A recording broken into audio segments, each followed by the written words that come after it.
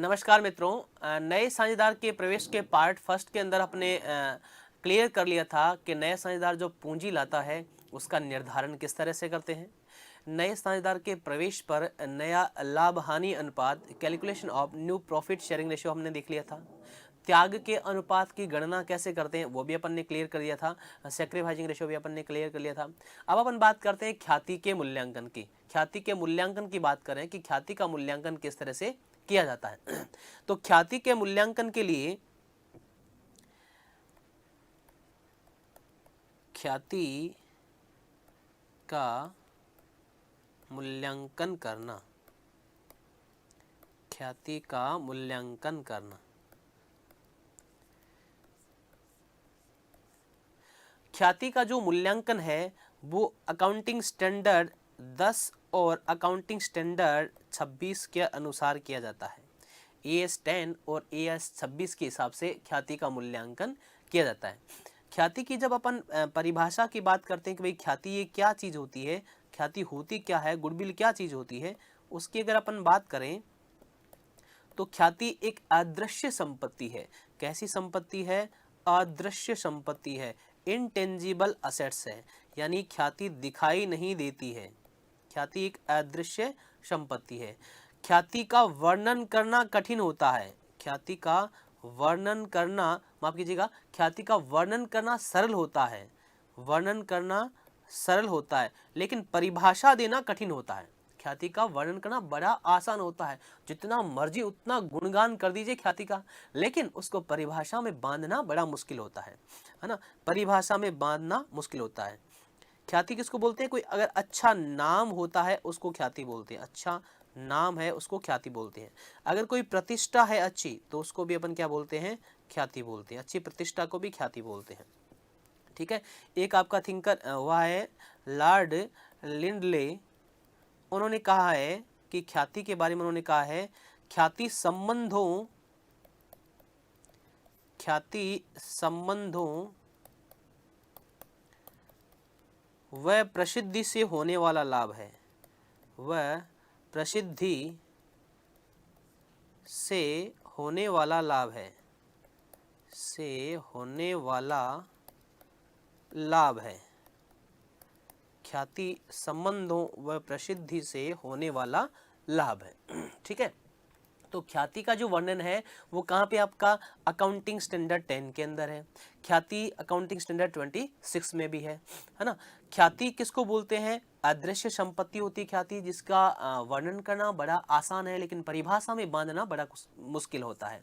ख्याति अच्छा कोई नाम है, प्रतिष्ठा है, उसको ख्याति बोलते हैं। लॉर्ड लिंडले ने कहा है कि ख्याति संबंधों व प्रसिद्धि से प्राप्त होने वाला लाभ है। हम बात करें ख्याति के मूल्यांकन कैसे किया जाता है। ख्याति का मूल्यांकन की विधियां, ख्याति के मूल्यांकन की विधियां, ख्याति के मूल्यांकन की विधियां, ख्याति के मूल्यांकन की विधियां, methods of valuation of goodwill. ख्याति के मूल्यांकन की विधियां। ख्याति के मूल्यांकन की विधियों में सबसे पहले विधि की बात करें अपन, फर्स्ट वाले मेथड की अपन बात करें तो फर्स्ट वाली विधि अपनी है वर्षों की क्रय विधि। कौन सी विधि? वर्षों की क्रय विधि। वर्षों की क्रय विधि जिसको अपन बोलते हैं year purchase method. Year purchase method, वर्षों की क्रय विधि, ईयर परचेज मेथड इसको अपन बोलते हैं। यानी इस विधि के अंदर क्या होता है? व्यवसाय के कुछ वर्षों के लाभ लिए जाते हैं, उनका औसत निकाला जाता है और ख्याति की गणना की जाती है।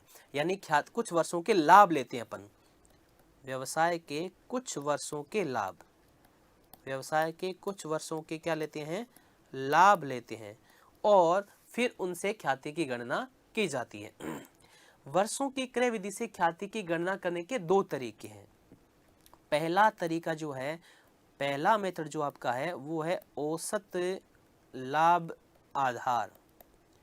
औसत लाभ आधार, average profit base.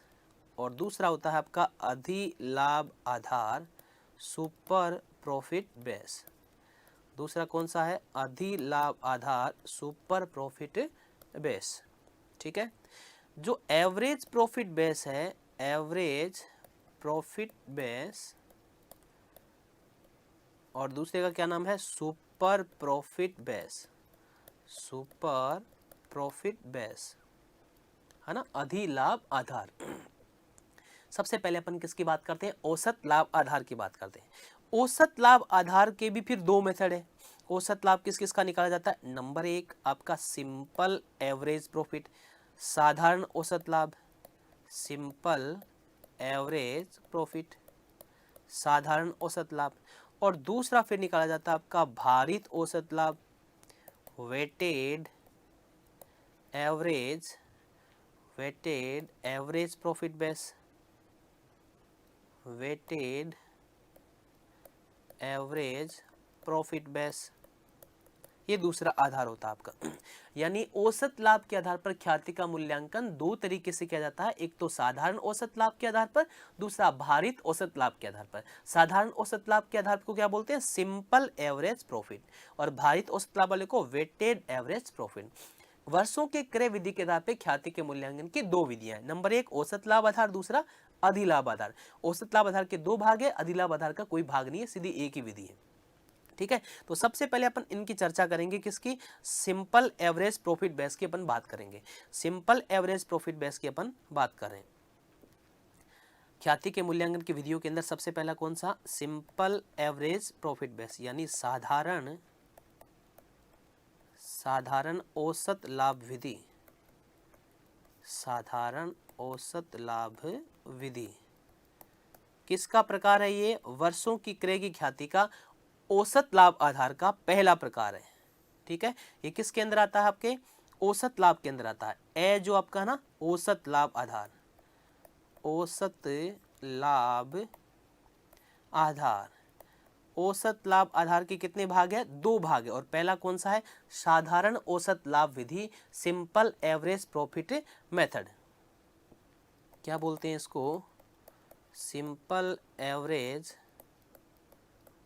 Profit method, साधारण औसत लाभ आधार। सबसे पहले तो बात करते हैं ये विधि कब काम में ली जाती है। ये विधि तब काम में ली जाती है जब लाभों में उतार चढ़ाव हो रहा हो, उतार चढ़ाव हो, फ्लक्चुएशन हो, उतार चढ़ाव हो। जब लाभों में उतार चढ़ाव हो तो कौन सी विधि काम में ली जाती है, सिंपल एवरेज प्रॉफिट मेथड काम में लिया जाता है। अब उसके बाद में बात करते हैं इसके लिए फॉर्मूला क्या किया जाता है यूज। सबसे पहले तो इसमें एवरेज प्रॉफिट निकाला जाता है। क्या निकाला जाता है, एवरेज प्रॉफिट, यानी औसत लाभ निकाला जाता है। और औसत लाभ निकालने का तरीका क्या रहता है इसके अंदर, टोटल प्रॉफिट, कौन सा profit, total profit divide by number of year purchase, number of year purchase. ठीक है, इस तरह से आपका क्या निकाला जाता है, एवरेज प्रॉफिट यानी औसत लाभ निकाला जाता है।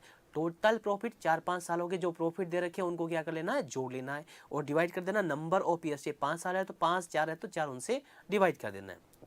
अच्छा, इसमें ध्यान क्या रखना है आपको, जब एवरेज प्रॉफिट निकालो तो स्पेशली क्या ध्यान रखना है, ध्यान ये रखना है अगर असामान्य लाभ है, असामान्य लाभ, अबनॉर्मल प्रॉफिट है, या क्या, और गैर व्यावसायिक विनियोगों की अगर आय है, गैर व्यावसायिक विनियोगों की अगर आय है, तो उसको प्रॉफिट में से क्या किया जाएगा, माइनस किया जाएगा।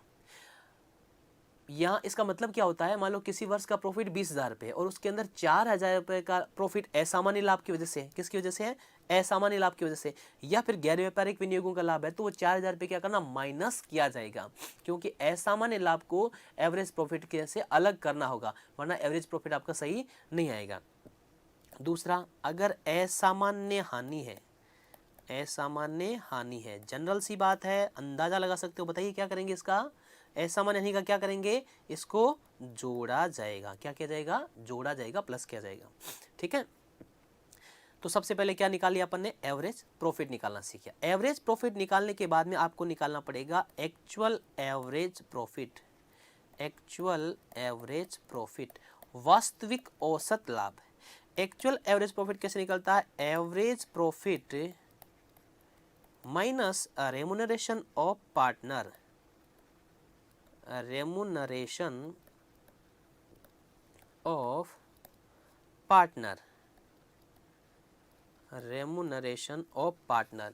हाँ, रेमुनरेशन का मतलब क्या है? रेमुनरेशन के अंदर साझेदारों को दी जाने वाली सुविधाएं सारी आती है, सैलरी, बोनस, कमीशन, वो सारा का सारा रेमुनरेशन में आता है। रेमुनरेशन ये ब्रॉडली वर्ड है ना, रेमुनरेशन के अंदर सैलरी, बोनस, कमीशन सारे इंक्लूड होते हैं। तो एक्चुअल एवरेज प्रॉफिट निकाला जाता है। और एक्चुअल एवरेज प्रॉफिट जब आ जाता है तो उसके बाद में क्या निकाली जाती है? गुडविल निकाली जाती है, ख्याति निकाली जाती है। और उसका फॉर्मूला होता है actual average profit multiply by number of year purchase, number of year purchase. ये क्वेश्चन में आपको दे रखा होता है, दुगने के आधार पे, तिगुने के आधार पे, वर्षों के इतने गुने के आधार पे आपको दे रखा होता है। तो ध्यान दीजिएगा, सबसे पहले क्या? एवरेज प्रॉफिट निकालना है, उसके बाद में एक्चुअल एवरेज प्रॉफिट निकालना है, और उसके बाद में गुडविल निकालना है। ये 3 स्टेप हो गए आपको आपके सिंपल एवरेज प्रॉफिट मेथड निकालने के, गुडविल निकालने के। ठीक है, 3 स्टेप का फॉलो करना है। एक एग्जाम्पल ले लेते हैं अपन, छोटा सा एग्जाम्पल लेते हैं कि एक कोई फर्म है, उसके आपको 5 वर्षों के लाभ दे दिए। जैसे पहले वर्ष का लाभ दे दिया आपको 15,000, दूसरे वर्ष का आपको लाभ दे दिया 18,000, तीसरे वर्ष का लाभ दे दिया आपको, लाभ नहीं दिया भाई, हानि दे दी है। तीसरे वर्ष में हानि भी तो हो सकती है ना, लाभ ही लाभ हो, कोई जरूरी थोड़ी है हानि भी। ये बाकी तो प्रॉफिट है, ये हानि है। चौथे वर्ष का लाभ दे दिया आपको 10,000 रुपये। चौथे वर्ष का लाभ कितना दे दिया? 10,000 रुपये। और 5वें वर्ष का लाभ दे दिया आपको 14,000 रुपये। ठीक है, ये 5 वर्षों के प्रॉफिट दे दिए। एक साल तो क्या हानि है और बाकी प्रॉफिट ही प्रॉफिट है। तो सबसे पहला स्टेप क्या है? पहला स्टेप आपको क्या निकालना है? एवरेज प्रॉफिट है। तो आप क्या निकालोगे? एवरेज प्रॉफिट निकालोगे। एवरेज प्रॉफिट कैसे निकालोगे? इन सबको जोड़ोगे, 15,000 प्लस 18,000, ठीक है, प्लस 7,000। अब 7,000 रुपये तो माइनस के, 7,000 रुपये तो किसके हैं? माइनस के, नहीं हानि है। Plus 10,000 plus 14,000, plus 14,000 divide by कितने से कितने साल हो गए? 5 साल। कितने वर्षों के हैं? 5 वर्षों के हैं, ये 5 वर्षों के हैं। डिवाइड कितने से करना है? 5 से करना है। तो इसका अपन कैलकुलेशन करते हैं, इन सबको जोड़ते हैं तो हमारे पास आ जाएंगे ये 7,000 पे माइनस करेंगे, 57 में से 7 माइनस कर देंगे, कितना आ जाएगा? 50,000। 50,000 डिवाइड बाई 5 इक्वल टू कितना आ जाएगा? 10,000। एवरेज प्रॉफिट कितना आ गया आपके पास? 10,000 आ गया। ठीक है, औसत लाभ आपके पास 10,000 आ गया। अब क्या निकालना है? Actual average profit. देखो, एक्चुअल एवरेज प्रॉफिट तभी निकालना है जब रेमुनरेशन हो किसी पार्टनर का। मैंने ऐसा कोई एग्जांपल नहीं लिया है, इसका मतलब रेमुनरेशन है नहीं। तो ये एक्चुअल एवरेज प्रॉफिट और एवरेज प्रॉफिट दोनों एक ही हो जाएगा। AAP यानी एक्चुअल एवरेज प्रॉफिट और एवरेज प्रॉफिट दोनों एक ही हो जाएगा। यही तो आपका एक्चुअल प्रॉफिट हो जाएगा, सॉरी, ये आपका एवरेज प्रॉफिट हो जाएगा और ये आपका क्या हो जाएगा? एक्चुअल एवरेज प्रॉफिट हो जाएगा। दोनों सेम हो जाएगा, 10,000 हो जाएगा। अब क्वेश्चन में आपको कहेगा कितने गुने के आधार पे, दुगने तिगुने के आधार पे कहेगा। मान लेते हैं अपन में क्वेश्चन में क्या रखा है? दुगने के आधार पे, 2 वर्षों के दुगने के आधार पर आपको दुगने के आधार पे कर रखा है। तो आपको गुडविल का क्या लगा देना है? फॉर्मूला लगा देना है। गुडविल का फॉर्मूला लगा देना है। गुडविल का फॉर्मूला क्या होता है? Actual average profit multiply by number of year purchasing, number of year purchasing. और नंबर ऑफ ईयर परचेजिंग आपको 2 दे रखा है। एक्चुअल एवरेज प्रॉफिट कितना है? 10,000 और नंबर ऑफ ईयर परचेजिंग कितना है? 2। तो टोटल कितना हो जाएगा? 20,000।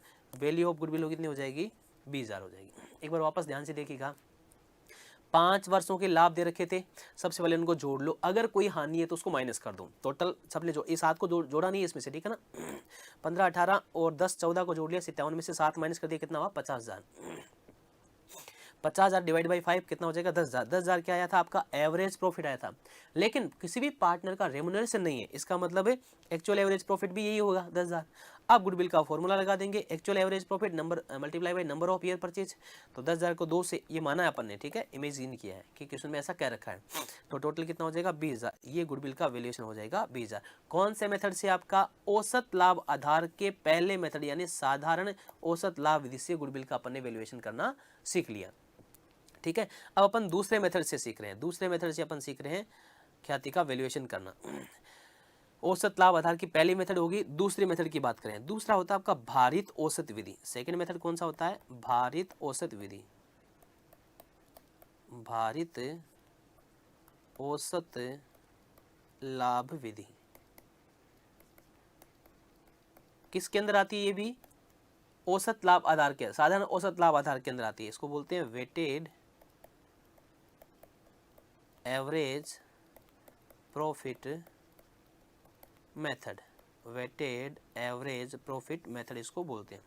ठीक है, बात करते हैं ये विधि कब काम में लेती थी। ये विधि तब काम में लेती है जब लाभ निरंतर बढ़ रहे हो या घट रहे हो। जब लाभ निरंतर बढ़ रहे हो या घट रहे हो, यानी लाभ या तो बहुत ज्यादा बढ़ रहे हो, कमी नहीं हो रहे हो, या लाभ एकदम कम हो रहे हो, तब ये विधि काम में ली जाती है। बढ़ रहे का मतलब जैसे पहले लाभ आपका 10,000 है, फिर 15, 20, 25, 30 ऐसे बढ़ रहे हैं, या फिर पहले आपका 50,000 आप 40, 30, 20 ऐसे डाउन में हो रहा है, यानी इंक्रीज और डिक्रीज की सिचुएशन हो, तब ये विधि काम में ली जाती है। ठीक है, ये तो हो गई ये विधि काम में कब ली जाती है उसकी बात। अब हम बात करते हैं इस विधि के फॉर्मूले की। तो इसका फॉर्मूला होता है, इसके अंदर निकालना पड़ता है वेटेड एवरेज प्रॉफिट, यानी WAP। वेटेड एवरेज प्रॉफिट का मतलब क्या होता है? WAP। WAP इक्वल टू होता है total product, total product divide by total weight, total weight, तब आपके पास आता है WAP। जैसे WAP आ जाता है आपको निकालना है गुडविल। उसके बाद में फॉर्मूला किसका लगाना है? गुडविल का फॉर्मूला लगाता है। इसका फॉर्मूला क्या होता है? WAP multiply by number of year purchase, multiply by number of year purchase. जो अपन ने पहले वाले क्वेश्चन पढ़ेगा, दुगना तिगुना जैसा क्वेश्चन में दे रखा है उसी को मान लेंगे। तो यानी दो स्टेप है। पहला स्टेप क्या है? आपको WAP निकालना है। दूसरा स्टेप क्या है? फिर गुडविल निकालना है। पहले WAP, उसके बाद में गुडविल। ठीक है, अब ये WAP कैसे निकलते हैं इसके डिस्कस अपन करें। एक एग्जाम्पल लेकर के इस क्वेश्चन को करते हैं। एग्जाम्पल इस तरह से है कि आपको कुछ वर्षों के लाभ दे रखे हैं, जैसे 2014, 2015, 2016 और 2017, ये 4 वर्षों के आपको लाभ दे रखे हैं। ठीक है, 4 वर्षों के आपको प्रॉफिट दे रखे हैं। प्रॉफिट कैसे कैसे दे रखे हैं? प्रॉफिट अपन इमेजिन कर लेते हैं कि प्रॉफिट कैसे थे। पहले वर्ष का लाभ है आपका 10,000। देखो प्रवृत्ति कैसे होनी चाहिए? बढ़ती हुई होनी चाहिए, घटती हुई या फिर बढ़ती हुई होनी चाहिए। अपन पॉजिटिव आदमी इसलिए बढ़ती हुई ले लेते हैं। 10,000। अगले वर्ष का कितना है? 15,000। फिर आपका कितना है? 20,000। और फिर कितना है? 25,000। तो देख करके आसानी से लग रहा है ना, बढ़ रहा है प्रॉफिट, कंटिन्यू क्या हो रहा है? बढ़ रहा है, इंक्रीज हो रहा है। ठीक है, ये आपको क्वेश्चन में दे रखा है, ये सारा क्वेश्चन का पार्ट है, ये इतना चीज आपको दे रखा है, ये दे रखा है, प्रॉफिट दे रखा है। अब अपने को क्या निकालना है? इससे गुडविल निकालनी है। तो अपने को इसी को टेबल के रूप में कन्वर्ट कर देना है। इसको क्या बना देना है? टेबल बना देना है। एक कॉलम तो वेट का हो जाएगा और फिर आपका प्रोडक्ट का हो जाएगा। इसको कन्वर्ट कर देते हैं अपन। ठीक है, क्वेश्चन को एक कॉलम बना लिया अपन ने वेट का। कौन सा? वेट का। वेट आप असेंडिंग ऑर्डर में ले लोगे। असेंडिंग ऑर्डर मतलब शुरू से 1, 2, 3, 4 लाभ आपके पड़ रहे हैं, इसलिए असेंडिंग ऑर्डर में आप वेट ले रहे हो।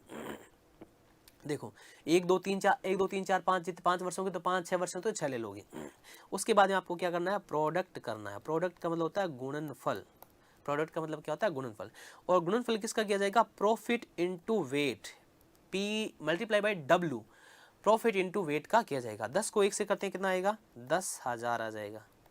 15 को 2 से करेंगे 30,000 आ जाएगा। 20 को 3 से मल्टीप्लाई करेंगे 60,000 आ जाएगा। 25 को 4 से मल्टीप्लाई करेंगे 1 लाख आ जाएगा। ठीक है, अब कर लिया जाएगा टोटल। इसका टोटल लगा लेंगे तो टोटल आ जाएगा 2 लाख। कितना आ जाएगा? 2 लाख। अब अपने को वेट का भी टोटल लगा लेता है। वेट टोटल कितना होता है? वेट का टोटल हो गया 10। ठीक है, अब अपने को फॉर्मूला स्टेप बाय स्टेप चलना है। WAP निकालना है। WAP का फॉर्मूला अपना यहाँ पे लगा हुआ है। क्या होता है? Total product. टोटल प्रोडक्ट कितना है? 2 लाख। ये लो जी, 2 lakh total product. 2 lakh total product लिख दिया। डिवाइड किससे करना है? टोटल वेट से। टोटल वेट कितना है? 10। टोटल वेट से डिवाइड कर लिया। कितना आ जाएगा आपके पास? 20,000।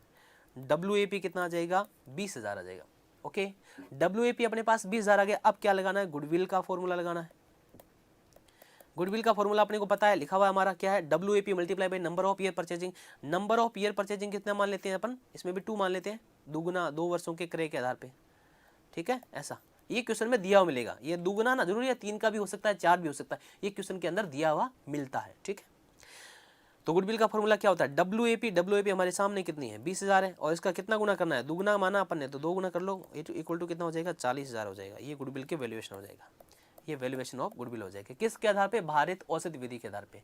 ध्यान दीजिएगा, भारित औसत विधि कब काम में ले जाती है, जब लाभ या तो बढ़ रहे हो या लाभ घट रहे हो। ठीक है, सबसे पहले क्या निकालेंगे, WAP टेबल के द्वारा निकालेंगे टोटल प्रोडक्ट और वेट करके, और उसके बाद में गुडविल का फॉर्मूला लगा करके अपन कर लेंगे। तो ये अपन ने क्या पढ़ लिया, वर्षों के क्रय के आधार पर ख्याति के मूल्यांकन के औसत लाभ आधार पढ़ लिए। और औसत लाभ आधार के कितने प्रकार है, 2 प्रकार है, एक तो साधारण औसत लाभ और दूसरा भारित औसत लाभ। साधारण औसत लाभ और भारित औसत लाभ दोनों कर लिया है। तो वर्षों की क्रय विधि के 2 मेथड है, पहला औसत लाभ और दूसरा अधिलाभ। औसत लाभ के कितने तरीके, 2 तरीके, दोनों कंप्लीट कर लिए। अब अपन किसकी बात करेंगे, अधिलाभ आधार की बात करेंगे। और कौन से मेथड में चल रहे हैं, वर्षों के क्रय के आधार पे अधिलाभ के प्रकार पढ़ रहे हैं। ठीक है, तो अपन बात करें अब अधिलाभ आधार, बी पॉइंट किसका पढ़ रहे हैं अपन, वर्षों की क्रय विधि का सेकंड पॉइंट पढ़ रहे हैं, अधिलाभ आधार, अधिलाभ आधार। ठीक है, अधिलाभ आधार जिसको हम बोलते हैं सुपर प्रॉफिट बेस। क्या बोलते हैं, सुपर प्रॉफिट बेस। सबसे पहले तो बात करते हैं सुपर प्रॉफिट क्या होता है। सुपर क्या चीज होती है, देखो सेम तरह की फर्में होती है जिन्होंने सेम इन्वेस्टमेंट किया और सेम तरह का काम करती है, तो उनमें से उनका लाभ क्या सेम होना चाहिए ना फिर। यानी ऐसी फर्में जिन्होंने इन्वेस्टमेंट सेम किया, विनियोग सेम किया है ना, सेम तरह के प्रोडक्ट बनाती है, तो उनका प्रॉफिट भी क्या सेम होना चाहिए। लेकिन कुछ फर्मों का प्रॉफिट एवरेज से ज्यादा होता है, यानी सामान्य लाभ से ज्यादा होता है, तो वो सुपर फर्म है। वो कौन सी फर्म है, सुपर फर्म है। तो उनका जो लाभ होता है उसको अपन कैलकुलेट करते हैं, उसको सुपर प्रॉफिट बोलते हैं। उसको क्या बोलते हैं, सुपर प्रॉफिट। यानी सामान्य से अधिक लाभ कमाते हैं कई फर्में, तो उसको हम क्या बोलते हैं, अधिलाभ या सुपर प्रॉफिट बोलते हैं। ठीक है, सुपर प्रॉफिट यानी फर्म सामान्य लाभ से अधिक लाभ कमाना, फर्म द्वारा सामान्य लाभ से, फर्म द्वारा सामान्य लाभ से अधिक लाभ कमाना, सामान्य लाभ से अधिक लाभ कमाना किस में आता है, सुपर प्रॉफिट में आता है। अब सुपर प्रॉफिट के फॉर्मूले की बात करते हैं। सुपर प्रॉफिट का फॉर्मूला होता है goodwill equal to super profit, goodwill equal to super profit into number of year purchase. Number of year purchase तो वही हमारा तरीका दुगुना तिगुना जैसा क्वेश्चन में होता है। और सुपर प्रॉफिट क्या, ये अपन चेक करते हैं। सुपर प्रॉफिट इसमें नई चीज आई है, तो सुपर प्रॉफिट कैसे निकालते हैं। सुपर प्रॉफिट को मैं शॉर्ट में लिख रहा हूं एसपी। ठीक है, एसपी, पुलिस वाला एसपी नहीं है। ठीक है, सुपर प्रॉफिट, सुपर प्रॉफिट कैसे निकलता है, एक्चुअल एवरेज प्रॉफिट, एएपी अपन पढ़ चुके हैं पहले इसको। एएपी का मतलब actual average profit minus normal profit, normal profit को बोलते हैं एनपी माइनस नॉर्मल प्रॉफिट, तब आपके पास क्या आ जाता है, सुपर प्रॉफिट आ जाता है। एपी अपन पहले पढ़ चुके हैं। मेन चीज आपको क्या सीखना है, नॉर्मल प्रॉफिट। एनपी क्या होता है, नॉर्मल प्रॉफिट। एनपी का मतलब नॉर्मल प्रॉफिट। नॉर्मल प्रॉफिट कैसे निकलेगा, capital employed, capital employed multiply by NRR divide by 100, तो नॉर्मल प्रॉफिट आ जाएगा। अब बात करते हैं कि NRR क्या चीज होती है। NRR का मतलब होता है normal rate of return, normal rate of return, जिसको हम बोलते हैं सामान्य प्रत्याय दर। क्या बोलते हैं, सामान्य प्रत्याय दर। ये सामान्य प्रत्याय दर क्या है, ये निर्धारित कर रखी है कि अगर आप कोई बिजनेस कर रहे हो तो आपको इतना तो कमाना ही चाहिए। अगर इतना ही नहीं कमा रहे हो, इस दर से आप नहीं कमा रहे तो आपको फर्म चलाने का कोई मतलब नहीं है ना। तो वो रेट होती है जो फिक्स निर्धारित की जाती है, रेट निकाली जाती है। तो सामान्य जो रेट होती है ये क्वेश्चन में दे रखी होती है, इसका भी निकालने के तरीके होते हैं, बट इतना डीपली नहीं जाना अपने को। तो सामान्य रेट भी निकालने का तरीका होता है, लेकिन आपको क्वेश्चन में ये दे रखी होगी क्योंकि सामान्य रेट निकालते हैं तो उसमें समय लगता है, तो क्वेश्चन कॉम्पिटिशन एग्जाम में फिर बड़ा बन जाता है, उसमें समय लगता है, तो रेट आपको क्वेश्चन में दे रखी होती है। तो सामान्य जो प्रत्याय दर की रेट है वो क्वेश्चन में दे रखी होगी, इसको बोलते हैं NRR, सामान्य प्रत्याय दर। यानी आपको इतना तो कमाना ही चाहिए, वो क्वेश्चन में दे रखी होती है। तो normal profit capital employed into NRR upon 100 होता है। ठीक है, ये इसका फॉर्मूला होता है एनपी निकालने का। अब अपन लेते हैं एक क्वेश्चन, छोटा सा एक एग्जाम्पल लेते हैं ठीक है, तो ये इसका फॉर्मूला होता है, क्या फॉर्मूला होता है? Goodwill equal to super profit into number of purchase, number of year purchase. एक एग्जांपल से इसको अपन समझते हैं। एक एग्जांपल लेते हैं। एक एग्जांपल के अंदर आपके पास कैपिटल एम्प्लॉयड है 50,000। कैपिटल एम्प्लॉयड कितनी है? 50,000 पे कैपिटल एम्प्लॉयड है। NRR normal rate of return आपके पास दे रखी है क्वेश्चन में 10%, और एक्चुअल एवरेज प्रॉफिट आपको दे रखा है 9,000। AAP कितना दे रखा है? 9,000 आपको दे रखा है, और आपको क्या निकालना है? गुडविल निकालना है। तो देखो सबसे पहले आपको क्या करना पड़ेगा, आप गुडविल का फॉर्मूला लिख करके छोड़ दीजिए। गुडविल इक्वल टू क्या होता है? Super profit SP into number of year purchase, number of year purchase. ठीक है, अब सुपर प्रॉफिट अपने को निकालना है, क्वेश्चन में दे नहीं रखा। नंबर ऑफ ईयर परचेज में मान लेता हूँ दुगना, वर्ष का कितना गुना करना है? दुगना। ये तिगुना भी हो सकता है, ठीक है ना, जरूरी नहीं है, ये तो लिख करके छोड़ देता है। सुपर प्रॉफिट अपने पास है नहीं। सुपर प्रॉफिट का फॉर्मूला क्या होता है? ऊपर लिख रखा है AAP minus normal profit, actual average profit, actual average profit minus normal profit. Actual average profit question में दे रखा है कितना है? 9,000। ये लो जी 9,000 एक्चुअल एवरेज प्रॉफिट दे रखा है आपको, 9,000 दे रखा है। माइनस क्या करना है? नॉर्मल प्रॉफिट क्वेश्चन में नहीं दे रखा, तो नॉर्मल प्रॉफिट निकालेंगे। नॉर्मल प्रॉफिट, नॉर्मल प्रॉफिट का formula capital employed into NRR upon 100। Capital employed कितना है? 50,000। 50,000 का कितना परसेंट? 10%। 10/100 कितना हो जाएगा? 5,000। ये क्या आ गया आपके पास? नॉर्मल प्रॉफिट आ गया। तो 9,000 में नॉर्मल प्रॉफिट 5,000 माइनस कर देते हैं, तो आपके पास सुपर प्रॉफिट कितना आ जाएगा? 4,000 आ जाएगा। यानी सुपर प्रॉफिट क्या आ गया? 4,000 आ गया। अब गुडविल का फॉर्मूला क्या कहता है? Super profit into number of year purchase. Super profit अपने कैलकुलेट कर लिया कितना? 4,000। 4,000 को 3 से मल्टीप्लाई करेंगे कितना हो जाएगा? 12,000 हो जाएगा। तो गुडविल कितना आ जाएगा? 12,000 आ जाएगा। ठीक है, तो स्टेप बाय स्टेप आपको करना होगा, तब जाकर के क्वेश्चन इस तरह के सोल्व हो जाएंगे आपसे। तो अपन ने जो वर्षों की क्रय विधि है उसके आधार पर ख्याति के मूल्यांकन के दोनों तरीके पढ़ लिए। पहला तरीका औसत लाभ आधार, दूसरा अधिलाभ आधार। औसत लाभ आधार के दो प्रकार थे, सिंपल औसत लाभ यानी साधारण औसत लाभ और भारित औसत लाभ, और दूसरा आपका था अधिलाभ आधार। ये कौन है? दोनों किसके तरीके हैं? वर्षों की क्रय विधि के तरीके थे। अब अपन ख्याति के मूल्यांकन के पढ़ेंगे पूंजीकरण विधि। ख्याति के मूल्यांकन की कौन सी विधि पढ़ेंगे? पूंजीकरण विधि। ख्याति के मूल्यांकन की दूसरी जो विधि है उसका नाम है पूंजीकरण विधि। ख्याति के मूल्यांकन की दूसरी विधि है पूंजीकरण विधि। पूंजीकरण विधि, कैपिटलाइजेशन मेथड,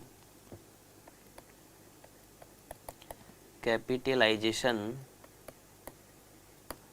मेथड।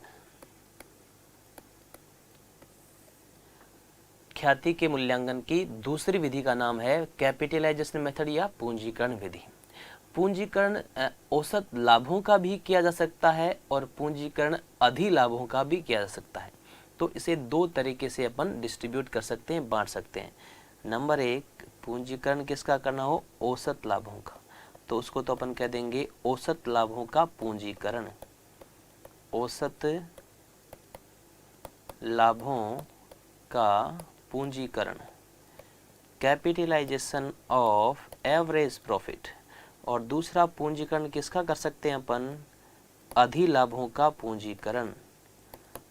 अधिलाभों का पूंजीकरण, capitalisation of average super profit. तो पूंजीकरण विधि को दो भागों में पढ़ सकते हैं अपन। पहला औसत लाभों का पूंजीकरण और दूसरा अधिलाभों का पूंजीकरण। औसत लाभों के पूंजीकरण के अंदर किसका पूंजीकरण होगा? एवरेज प्रॉफिट का होगा। और अधिलाभों के पूंजीकरण में किसका होगा? सुपर प्रॉफिट का पूंजीकरण होगा, कैपिटलाइजेशन होगा। तो जब औसत लाभों का पूंजीकरण करें तो उसमें गुडविल कैसे निकालते हैं? पहला मेथड अपन देख रहे हैं, ये वाला औसत लाभों का पूंजीकरण, कैपिटलाइजेशन ऑफ एवरेज प्रॉफिट। तो इसमें गुडविल का फॉर्मूला होता है goodwill equal to capitalisation of average profit, capitalisation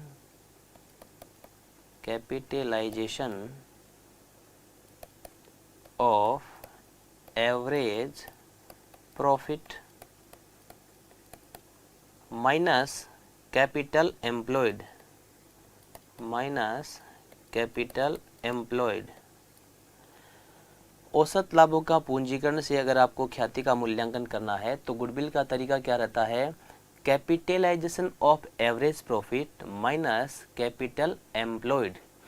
capitalisation of average profit यानी पहले एवरेज प्रॉफिट का कैपिटलाइजेशन करो, औसत लाभों का पूंजीकरण करो। तो औसत लाभों का पूंजीकरण कैसे किया जाएगा, नीचे लिखते हैं इसका formula, capitalisation of average profit, capitalisation of average profit होता है average profit multiply by 100 divide by NRR, normal rate of return. ठीक है, तो पहले इसका कैपिटलाइजेशन करना होता है एवरेज प्रॉफिट का, फिर क्या करते हैं कैपिटल एम्प्लॉयड में से माइनस कर देते हैं। ठीक है, तो एक एग्जांपल लेते हैं अपन इस मेथड का। मान लेते हैं कि एक फर्म की कैपिटल या कैपिटल एम्प्लॉयड है आपकी 1,80,000 और उसी फर्म का एवरेज प्रॉफिट आपको दे रखा है 24,000, 24,000। NRR, normal rate of return आपको दे रखी है 12%, 12%। और आपको कहता है कि औसत लाभों की पूंजीकरण विधि से ख्याति का मूल्यांकन कीजिए। ऐसा क्लियर होना चाहिए, औसत लाभों का पूंजीकरण। ठीक है, अधिलाभों का होगा तो अलग मेथड हो जाएगा। तो औसत लाभों का पूंजीकरण, तो देखो हमारे पास क्या है, कैपिटल है कितनी 1,80,000, एवरेज प्रॉफिट कितना है 24,000 और NRR कितनी है 12% है। तो अपन क्या करेंगे, सबसे पहले औसत लाभों का पूंजीकरण करेंगे। तो क्या करेंगे, कैपिटलाइज्ड वैल्यू या कैपिटलाइजेशन ऑफ एवरेज प्रॉफिट, औसत लाभों का पूंजीकरण बराबर, औसत लाभ कितने हैं भाई 24,000 और रेट कितनी है 12%। तो 12 को तो नीचे रखना है और परसेंट वाला 100 ऊपर चला जाएगा। तो काटेंगे अपन तो कितना हो जाएगा, 12 दूनी 24, 2 12 दूनी 24, ये काट देंगे इसको तो यहाँ 2,000 को 100 से कर लेंगे तो हमारे पास कितना हो जाएगा, ये 2 लाख, 5 जीरो लगा दो, 2 लाख। तो कैपिटलाइजेशन ऑफ एवरेज प्रॉफिट कितना हो गया भाई, कैपिटलाइजेशन ऑफ एवरेज प्रॉफिट हमारे पास हो गया 2 लाख। ठीक है,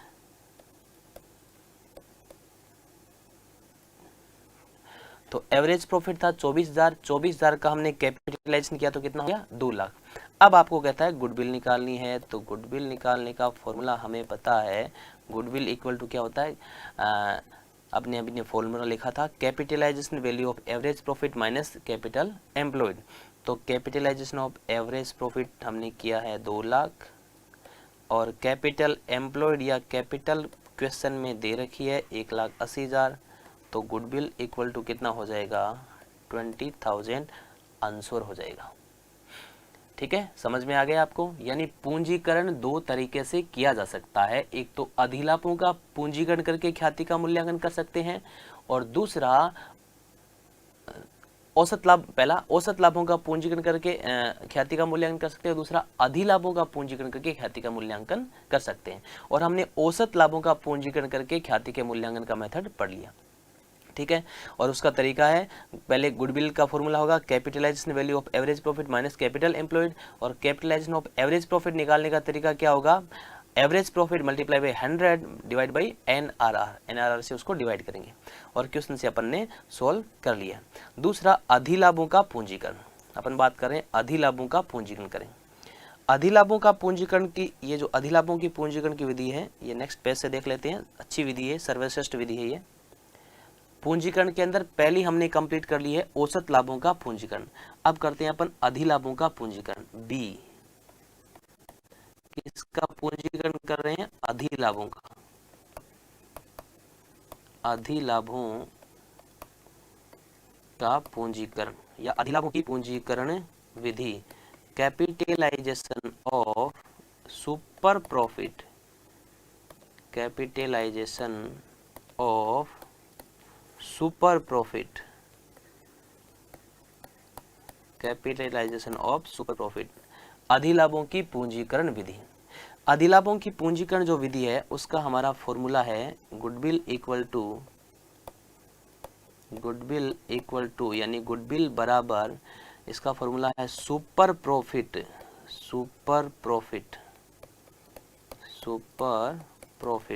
into 100 upon normal rate of return. अधिलाभों की पूंजीकरण विधि का डायरेक्ट फॉर्मूला है super profit into 100 upon NRR, सामान्य प्रत्याय दर। ठीक है, तो सबसे पहले इसमें क्या निकालना पड़ता है, सुपर प्रॉफिट निकालना पड़ता है। और सुपर प्रॉफिट हमने पढ़ रखा है, एक बार वापस देख लेते हैं। सुपर प्रॉफिट का फॉर्मूला क्या होता है, actual average profit minus normal profit, ये होता है सुपर प्रॉफिट का तरीका। और एक्चुअल एवरेज प्रॉफिट निकालने के लिए अगर किसी पार्टनर का सैलरी बोनस कमीशन है तो उसको क्या करना पड़ता है, माइनस करना पड़ता है। ठीक है, तो इस तरह से करते हैं। तो ये सर्वश्रेष्ठ विधि है, ख्याति के मूल्यांकन की पूंजीकरण जो विधि है, अधिलाभों की पूंजीकरण विधि, ये सबसे बेस्ट मानी जाती है, अच्छी मानी जाती है। इसलिए अपन एक इसका अच्छा सा एग्जाम्पल भी देख लेते हैं। देखो जी, मान लेते हैं अपन एक फर्म की कैपिटल है 5 लाख रुपए। ठीक है, और उस फर्म की NRR normal rate of return है 10%। और उस फर्म में 2 लोग हैं, एक तो है A और दूसरा है B।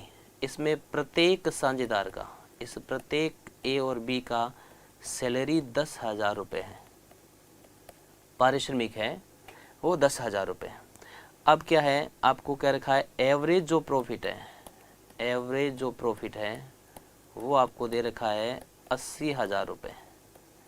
एवरेज प्रॉफिट कितना दे रखा है आपको, 80,000 रुपये। तो ध्यान से देखो क्वेश्चन को, क्वेश्चन में क्या रखा है, कैपिटल कितनी है 5 लाख, NRR है 10%, और A और B 2 पार्टनर है, उनकी सैलरी प्रत्येक की 10,000 है, तो दोनों की कितनी हो जाएगी, 20,000 हो जाएगी। और एवरेज प्रॉफिट दे रखा है आपको 80,000 रुपये। आपको ख्याति का मूल्यांकन अधिलाभों की पूंजीकरण विधि के आधार पर करना है। कौन सी विधि के आधार पर करना है, अधिलाभों की पूंजीकरण विधि, कैपिटलाइजेशन ऑफ सुपर प्रॉफिट के अकॉर्डिंग करना है। तो सबसे पहले आपको क्या करना पड़ेगा, सुपर प्रॉफिट चाहिए। ठीक है, सुपर प्रॉफिट निकालना है तो आप क्या करोगे, सुपर प्रॉफिट होता है actual average profit minus normal profit. Actual average profit, वास्तविक औसत लाभ minus normal profit. Actual average profit दे रखा 80,000, लेकिन एक्चुअल एवरेज नहीं रखा, तो पहले अपने को निकालना पड़ेगा। एक्चुअल एवरेज प्रॉफिट बराबर होता है एवरेज प्रॉफिट माइनस पार्टनर का रेमुनरेशन, या जैसे सैलरी है, प्रत्येक साझेदार की सैलरी है, इसका नाम है सैलरी, रेमुनरेशन ऑफ पार्टनर। एक साझेदार की 10,000 है तो 2 की कितनी हो जाएगी जी, 20,000। तो 80,000 रुपये हमारा एक एवरेज प्रॉफिट है, इसमें से 20,000 रुपये अपन इस साझेदार की सैलरी माइनस कर देंगे, तो हमारे पास एक्चुअल एवरेज प्रॉफिट कितना बचेगा, 60,000 बच जाएगा। एक्चुअल एवरेज प्रॉफिट हमने फीड कर दिया 60,000 करना भाई, ये लो जी 60,000 माइनस। अब अपने को क्या चाहिए, नॉर्मल प्रॉफिट। नॉर्मल प्रॉफिट दे नहीं दिखा लेकिन कैपिटल दे रखी है, तो अपन निकाल सकते हैं आराम से। ये तो हमारा है क्वेश्चन, ये है क्वेश्चन। ठीक है, अब आंसर इधर से चल रहा है, तो अपन क्या निकाल रहे हैं, नॉर्मल प्रॉफिट। नॉर्मल प्रॉफिट निकालने का तरीका क्या है, कैपिटल एम्प्लॉयड कितनी है 5 लाख, इनटू रेट कितनी है 10%, 10/100 कितना हो जाएगा 50,000। ठीक है, अब ये आ गया नॉर्मल प्रॉफिट। नॉर्मल प्रॉफिट कहाँ फीड करना है, यहाँ पे AAP माइनस NP 50,000। 60,000 में से 50,000 माइनस कर दो, कितना बचेगा 10,000 बच जाएगा आपके पास। तो ये क्या आ जाएगा, सुपर प्रॉफिट आ जाएगा, है ना। तो सबसे पहले हमने सुपर प्रॉफिट निकाला। सुपर प्रॉफिट निकालने के लिए एक्चुअल एवरेज प्रॉफिट निकालना पड़ा, और एक्चुअल एवरेज प्रॉफिट निकालने के लिए एवरेज प्रॉफिट में से पार्टनर की सैलरी माइनस करनी पड़ी, और पार्टनर एक की सैलरी 10,000 थी, तो 2 की कितनी होगी 20,000। तो 80,000 रुपये एवरेज प्रॉफिट में से 20,000 रुपये पार्टनर की सैलरी हमने माइनस कर दी, तो बचा हमारे पास एक्चुअल एवरेज प्रॉफिट कितना बचा 60,000 रुपये। अब एक्चुअल एवरेज प्रॉफिट हमने फीड कर दिया, नॉर्मल प्रॉफिट हमने निकाल लिया, कैपिटल एम्प्लॉयड का 10%, वो हो गया हमारा 50,000। अब हमारे पास सुपर प्रॉफिट आ गया 10,000। सुपर प्रॉफिट जैसे आ जाता है गुडविल का फॉर्मूला फीड कर देंगे, goodwill equal to super profit कितना है 10,000, मल्टीप्लाई करना है 100 से, और NRR वही रहेगी हमारी कितनी परसेंट 10%। तो हमारे पास कितना हो जाएगा, 1 0 से 1 0 कट जाएगा, 1 लाख। गुडविल का वैल्यूएशन कितना हो जाएगा 1 लाख हो जाएगा। तो इस तरह से अधिलाभों का पूंजीकरण करके आप ख्याति का मूल्यांकन कर सकते हो। तो ख्याति के मूल्यांकन की हमने 2 विधियां पढ़ ली है, पहली वर्षों के क्रय के आधार पे, दूसरा पूंजीकरण विधि। पूंजीकरण के 2 भाग है, औसत लाभों का पूंजीकरण और अधिलाभों का पूंजीकरण। अधिलाभों की ये जो पूंजीकरण विधि है ये सर्वश्रेष्ठ विधि है, बेस्ट विधि है, एग्जाम में पूछ ली जाती है, वेरी इंपॉर्टेंट है, अच्छे से इसको आपको समझना और ध्यान रखना है। इसमें अगर कोई साझेदारों का वेतन कमीशन बोनस है तो उसको भी माइनस करना है, और ध्यान रखना है 2 पार्टनर है, एक का दिया हुआ मिलता है तो अपने को क्या करना है, दोनों का प्लस करना है। जैसे इस क्वेश्चन के अंदर 10,000 एक का था तो मैंने इसको क्या 2 से मल्टीप्लाई करके 20,000 पे कर लिया था। तो ये कौन सी विधि थी आपकी, ख्याति के मूल्यांकन की पूंजीकरण विधि थी। तीसरी अपन ख्याति के मूल्यांकन की विधि देखते हैं, सीक्रेट गुडविल। तीसरी विधि है ख्याति के मूल्यांकन की गुप्त ख्याति, गुप्त ख्याति या छिपी हुई ख्याति, छिपी हुई ख्याति, गुप्त ख्याति या छिपी हुई ख्याति, सीक्रेट गुडविल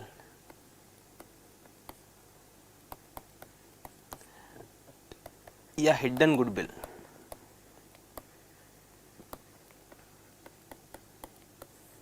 हिडन गुडविल जो दिखाई नहीं दे वो हिडन गुडविल।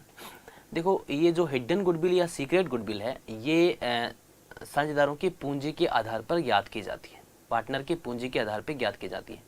जो पुरानी पार्टनर होता है उनके पूंजी का शेष होता है, नया साझेदार नई कैपिटल लेकर के आता है, फिर उसके शेयर से फर्म की कैपिटल निकालते हैं।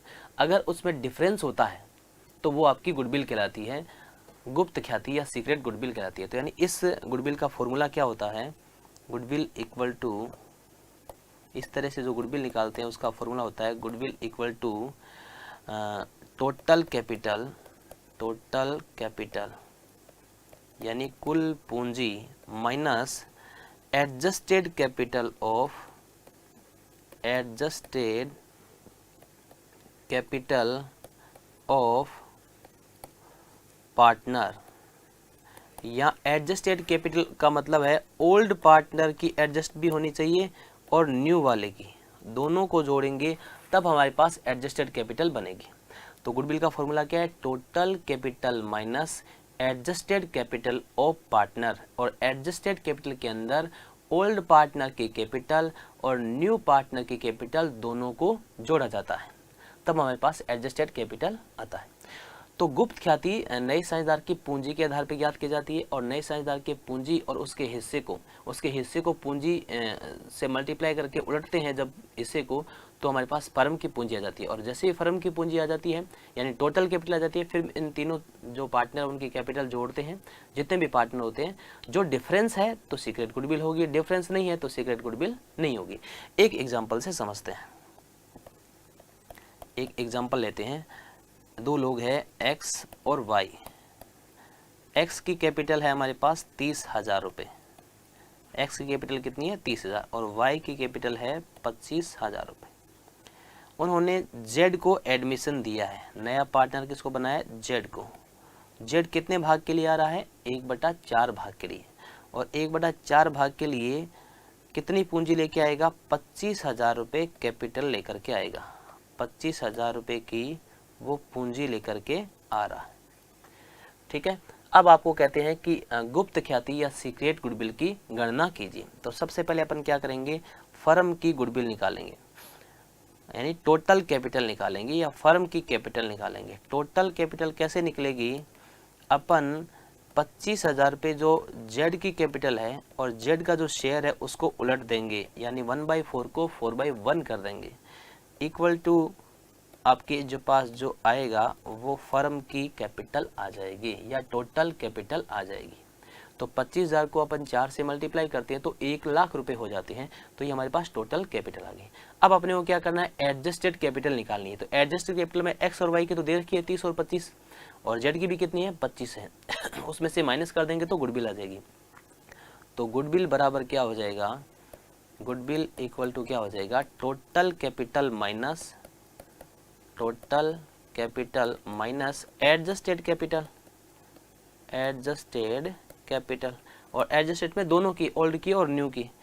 तो टोटल कैपिटल तो हमारे पास कितनी है, 1 लाख है, और एडजस्टेड कैपिटल सब की अपन यहाँ पे करते हैं। मैं पहले तो देखो लिख देता हूँ डायरेक्ट, 30, 25 और 25 80,000 हो जाती है। एडजस्टेड कैपिटल कितनी होगी, 80,000। लेकिन ये 80,000 कैसे आया, 30,000 तो है आपकी एक्स की, 25,000 किसकी, आपकी वाई की, और 25,000 नए वाले की, अपने की जेड की। इन तीनों को जब जोड़ देंगे तब हमारे पास क्या आ जाएगी, 80,000 आ जाएगी। तो 1 लाख टोटल कैपिटल है और 80,000 एडजस्टेड कैपिटल है। 1 लाख में से 80,000 माइनस कर देंगे तो डिफरेंस कितना रहेगा, 20,000। ये डिफरेंस है, इसका मतलब सीक्रेट गुडविल है, और सीक्रेट गुडविल कितनी आ जाएगी आपके पास, 20,000 रुपये आ जाएगी। अगर ये टोटल कैपिटल और एडजस्टेड कैपिटल में कोई फर्क नहीं होता है, इसका मतलब आपके पास कोई सीक्रेट गुडविल या हिडन गुडविल नहीं है। तो ये ख्याति के मूल्यांकन का तीसरा तरीका हो गया। पहला था वर्षों की क्रय के आधार पर, दूसरा पूंजीकरण विधि, और तीसरा गुप्त ख्याति या सीक्रेट गुडविल। चौथा देखते हैं अपन, क्रय प्रतिफल विधि। ख्याति के मूल्यांकन की चौथी विधि है क्रय प्रतिफल विधि। क्रय प्रतिफल विधि, परचेज कंसीडरेशन मेथड। परचेज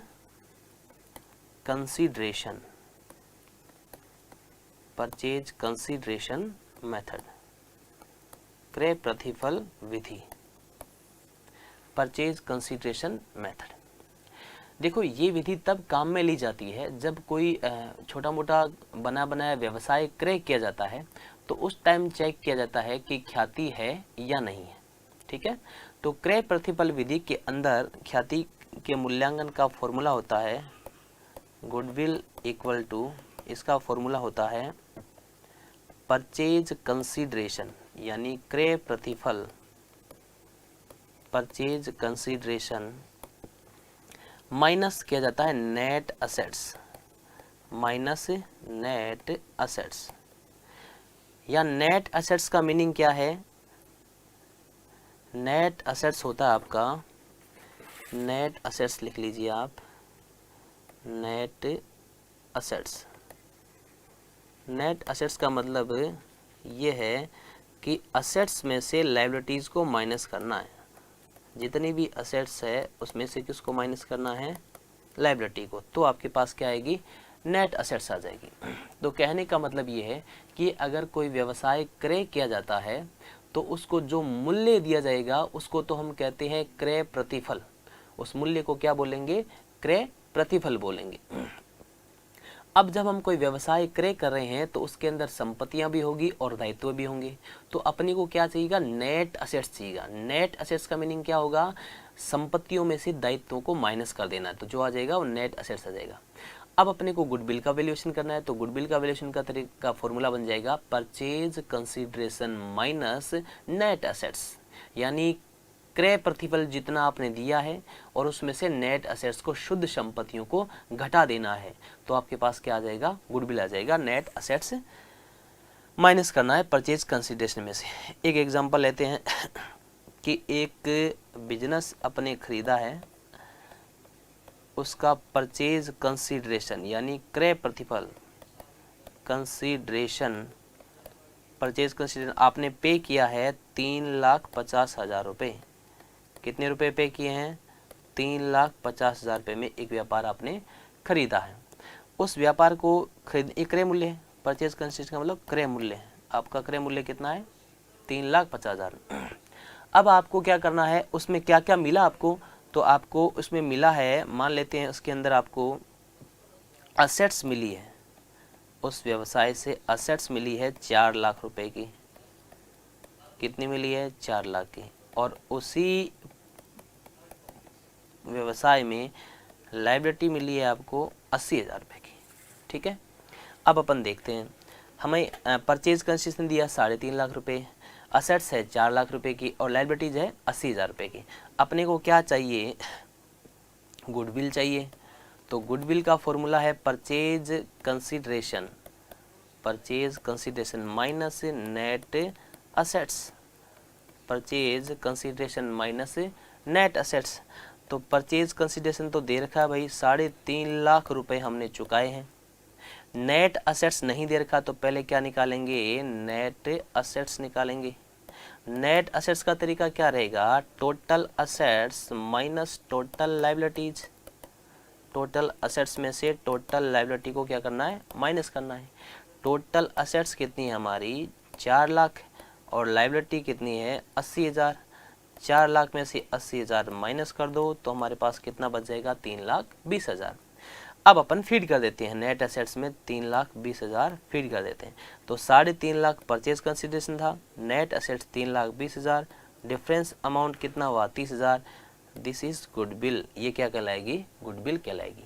तो ये क्रय प्रतिफल के आधार पर अपन ख्याति का मूल्यांकन कर सकते हैं। क्रय प्रतिफल के आधार पर ख्याति के मूल्यांकन का फॉर्मूला होता है गुडविल बराबर purchase consideration minus net assets. और नेट असेट्स का मतलब असेट्स में से लायबिलिटीज को माइनस करने के बाद जो वैल्यू बचती है उसको अपन नेट असेट्स बोलते हैं। तो ख्याति के मूल्यांकन के हमने 4 तरीके पढ़ लिए हैं। पहला औसत लाभ आधार, जिसमें 2 तरीके थे। दूसरा अधिलाभ, औसत लाभ आधार के बाद में पूंजीकरण विधि। तीसरा गुप्त ख्याति। चौथा आपका क्रय प्रतिफल। अब हम 5वां और अंतिम मेथड पढ़ रहे हैं ख्याति के मूल्यांकन का, वो है आपकी वार्षिकी विधि। सॉरी, 5वां और अंतिम मेथड ख्याति के मूल्यांकन का आपका वार्षिकी विधि। वार्षिकी विधि, एनईटी मेथड। ख्याति के मूल्यांकन का अंतिम मेथड एनईटी मेथड या वार्षिकी विधि। एनईटी मेथड, वार्षिकी विधि।